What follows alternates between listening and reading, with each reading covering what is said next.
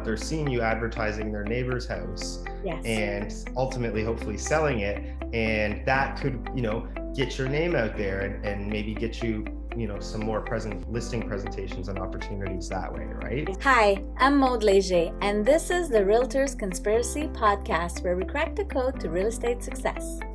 Learn from top realtors, entrepreneurs, and innovators about how to grow your business as we discuss real estate success stories, mindset, processes, motivations, and the key to their success. Check out our podcast episodes every Monday to crack the code to success for your real estate business. This week, I'm speaking with Nate Brower from Keller Williams. Nate has had an impressive 7 years in real estate so far, starting up on his own with no budget and growing to an impressive amount of listings per year. Nate attributes his success at winning more listings to his social media strategy and his ambition to consistently grow his business.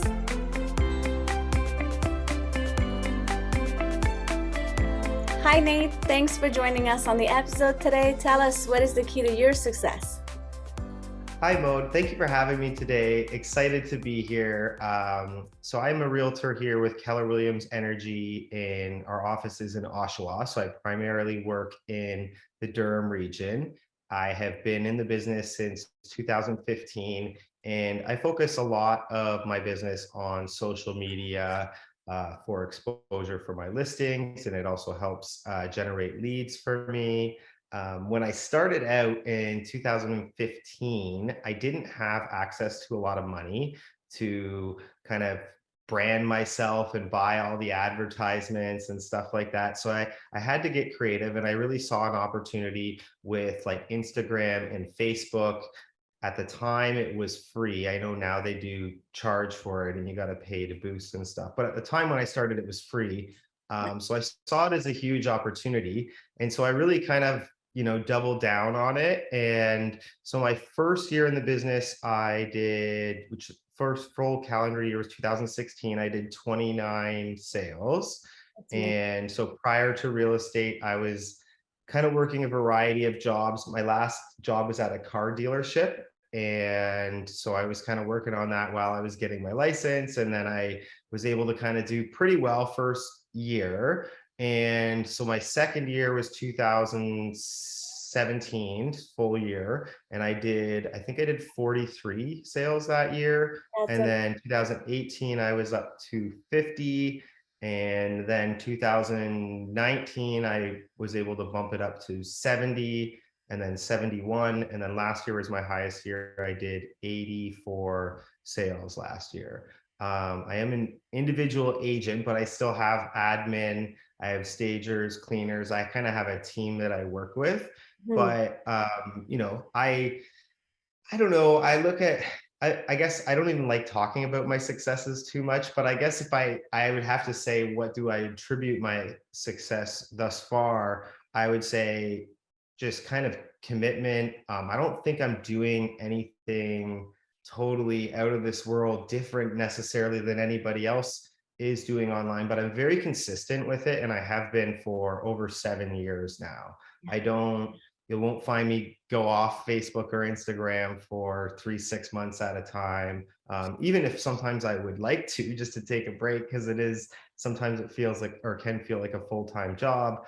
I'm very diligent, and I'm always advertising my listings, and I'm trying to be up to date with video technology, photo staging, and just really try and showcase my listings as best as I can. Yeah, super impressive that you kept growing too, because we've seen agents who do a lot on the first year and then they've exhausted their database. So then the next year Yeah. it goes less.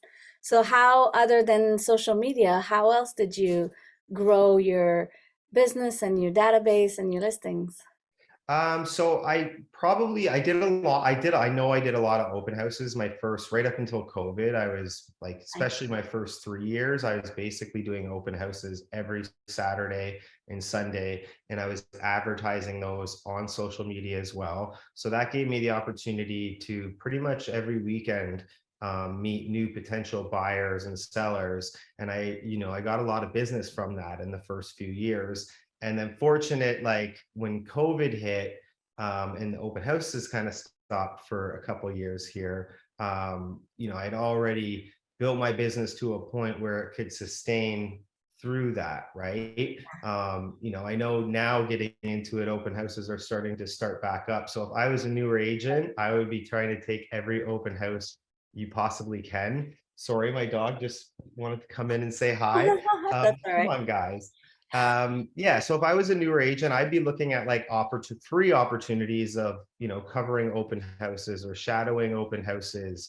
I know like door knocking and cold calling have proven to be effective for some agents. Yes. I did do door knocking a lot in my first couple of years. I had once upon a time I had a job where I was cold calling people, and I always told myself I never wanted to do that again. So not knocking that. I know I have some great successful friends in the business that are very successful at it, but I think in your first few years you want to figure out what works for you in real estate Yes. and what maybe doesn't work as effective as you might have expected. Yeah, so if I was a newer agent, I would try and be looking for opportunities like that to try and get yourself in front of potential buyers and sellers, and Yeah. then leverage that by advertising those open houses on social media, having your signs out in the neighborhood. I used to even go so far as door knock before and after open houses just to let people know what was happening in the neighborhood and that kind of stuff. So I did, it was effective for me. And now maybe I'll get back to it, but I haven't started door knocking again yet, I'll be honest. Yeah. So So you've done that to build up to where you are mhm. today, which is impressive. And when you think about getting 84 listings per year, how do you win more listings? What do you do that stands out? So that's a great question. So you got to win them over at the listing presentations, right? And what I learned early on in the business, I'm 35 now. I was 28 when I started. I was going up against a lot of agents who were older and more experienced. And so I didn't have like, oh, I've been in the business for 20 years, or like I couldn't fall back on that, right? So I had to take a different approach to it. So what I really kind of emphasized my presence online with social media and being able to advertise people's listings and get more exposure, because that was, for me, that was a competitive advantage over some of the other more seasoned agents who had more experience, but they weren't quite as invested, or at least at the time, in social media. So I kind of saw that as an opportunity and tried to leverage that to my advantage. Yeah, So. very good. Speaking of leverage, how do you leverage your listings? When you get one, you talked about door knocking at the open house. What else do Mhm. you do? So I'll be honest, I need room for improvement on this, because I Yeah, was reviewing my stats, and a lot of my, like, I don't sell a lot of the homes like in the same neighborhood. Like a lot of times I could be pulling maybe two or three. I am still doing that in some cases, but I do see an opportunity there to possibly do more follow up with those people, and maybe even hone your focus in on your ads. I yeah, thought about it like, if you run your listing ads even specifically in that neighborhood, or as narrowed down as your focus as you can, it's odds are those sellers aren't going to buy the listing you're advertising, but they're seeing you advertising their neighbor's house yes, and ultimately hopefully selling it. And that could, get your name out there, and maybe get you, some more present listing presentations and opportunities that way, right? in the So one area you're in already. Makes sense. What about opportunity? What other opportunity do you see for yourself using social media or things that you want to add to your business?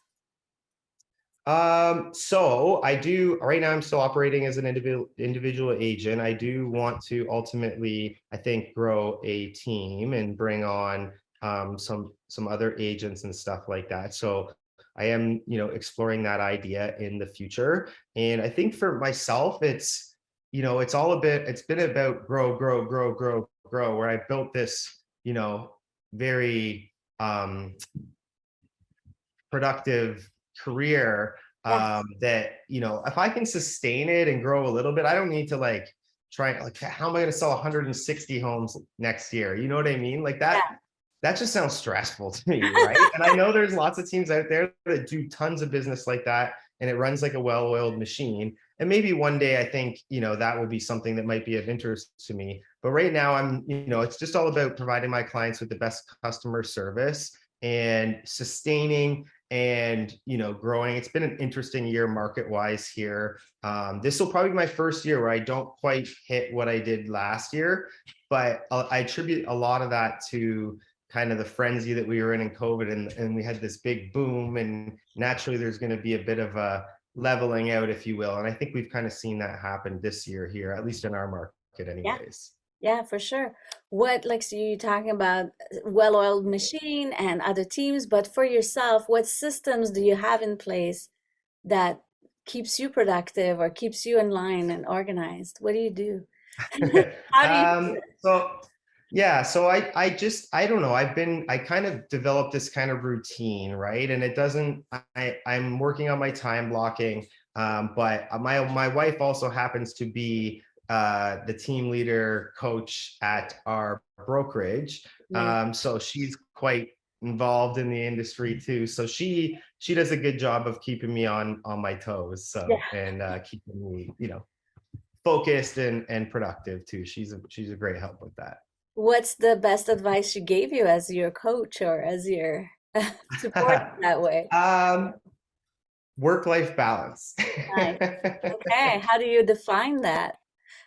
Yes, I think everybody has their own definition of that depending on their own circumstances. But I guess for myself, you want to grow professionally, but you also want to grow personally. And especially when you start achieving different milestones or successes in your career, if you're not focusing on your personal life too, and maximizing that, it's like, what are you working so hard for, Yeah, right? You gotta be able to enjoy it every now and then too, right? So totally. I get it.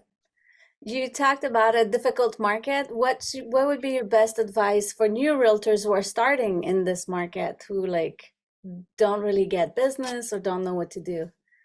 so that's a great question. So I would search in your area and try and don't look for the cheapest brokerage, quote unquote, most affordable brokerage, Nice. whatever that may be.